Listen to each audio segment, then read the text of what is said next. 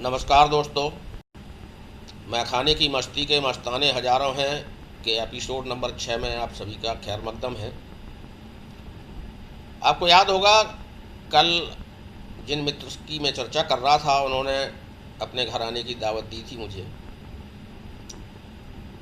आप अमूमन मीडिया और टीवी पर सुनते होंगे कि कोरोना की वजह से जो लॉकडाउन लगाया गया है उसके बहुत ज़्यादा बुरे असरात देश की मईशत मईशत मतलब अर्थव्यवस्था पर पड़ रहे हैं। कुछ चैनल यह भी बताते रहते हैं कि अर्थव्यवस्था के अलावा लोगों की सेहत पर भी इसके बुरे प्रभाव पड़ रहे हैं। लोग उकताने लगे हैं, कुछ लोग तो मानसिक रूप से भी बीमार पड़ने लगे हैं। यकीन करें, थोड़ा बहुत असर मुझ पर भी पड़ा। कल जिन साहब की मैं बात कर रहा था उनके यह कहने पर कि दोस्त ये लॉकडाउन ख़त्म हो जाए तो एक दिन आओ ना, घर पर खूब गुजरेगी जब मिल बैठेंगे दीवाने दो, मुझे इतनी राहत देने वाला लगा कि रात जब मैं सोया तो लॉकडाउन खुल चुका था और मैं उन महाशय के घर पर दावत पर विस्की के मज़े लेने चला गया। बड़े दिलदार मेज़बान थे। सारा इंतजाम इतने बढ़िया ढंग से कर रखा था कि लगा कि मैं किसी 5 स्टार मैकदे में आ गया हूँ। इतना ही नहीं, भाभी जी भी एक मुकम्मल साथी की तरह हम दोनों की खातिरदारी में बेझिझक मशगूल थीं। उन्होंने मुझे महसूस ही नहीं होने दिया कि वो इस मामले में अनाड़ी है।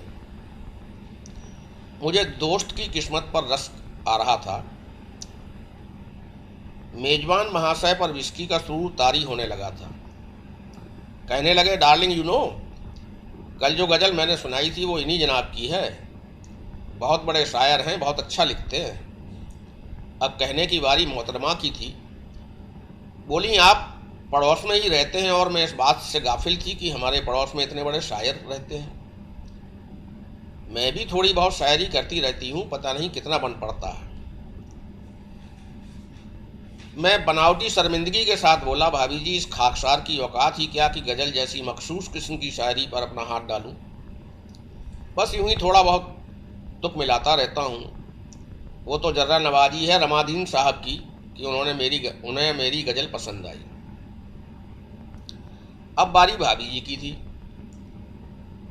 बोली, ये तो आपका बड़प्पन है कि इतना उम्दा लिखने के बाद भी आप इतने डाउन टू अर्थ हैं कि आप अपने आप को कुछ समझते ही नहीं। कल जब से इन्होंने आपकी गज़ल सुनाई, आपको बिना देखे ही आपकी मुरीद हो गई और तय कर लिया कि आपसे मुलाकात ज़रूर ही करूँगी।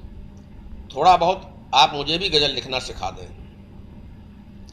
मन ही मन में गदगद हो रहा था, फिर भी दयानतदारी दिखाते हुए कहा, जी ज़रूर, मुझे जो आता है आपको भी बता सकता हूँ। रमादीन साहब बोल उठे, शबनम इन बातों में वक्त जाया मत करो। वर्मा साहब आए हैं तो इस मौके का लुत्फ उठाएं। कुछ इनसे सुने, कुछ अपनी सुनाएं, पर वर्मा साहब मौजू मत बदलना। कोरोना की बलिहारी बहुत दिनों से साथी रचनाकारों के बीच उठना बैठना बंद हुआ पड़ा था। अंदर का रचनाकार कुलांचे मारने लगा। मौके को गंवाना बेवकूफ़ी थी, लिहाजा फौरन बोल पड़ा, तो भाभी जी सुने। भाभी जी ने उलाहना दिया, मैं आपसे बहुत छोटी हूँ उम्र में, आप मुझे शबनम ही कहें। इतना सुनहरा मौका भी मैं हाथ से जाने नहीं देना चाहता था। सो बोल उठा, तो सुने शबनम जी, इतनी तो अब पिला ही दे कि रात कट सके, इतनी तो अब पिला ही दे कि रात कट सके, थोड़ा जहर मिला ही दे कि रात कट सके। की है वफा तमाम उम्र, याद कर जरा, उस याद का सिला ही दे कि रात कट सके। गुजरी है आज तक यूं ही बेलुत्फ जिंदगी, गुजरी है आज तक यूं ही बेलुत्फ जिंदगी, अब कोई गुल खिला ही दे कि रात कट सके। मैं माहूँ आज रात का रवानगी है तय, आंचल जरा हिला ही दे कि रात कट सके। वाह वाह वाह वाह, बहुत खूब वर्मा जी, रमादीन साहब बोल पड़े।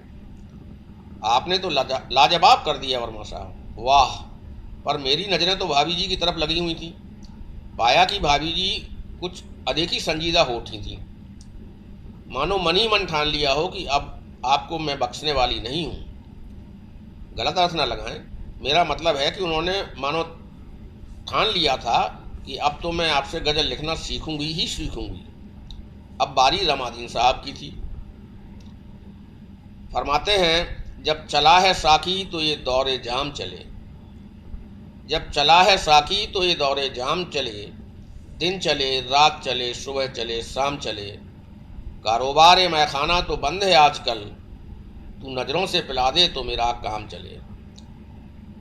वाह वाह, मैंने भी कहा, उन्होंने भी अदबी अंदाज में शुक्रिया किया।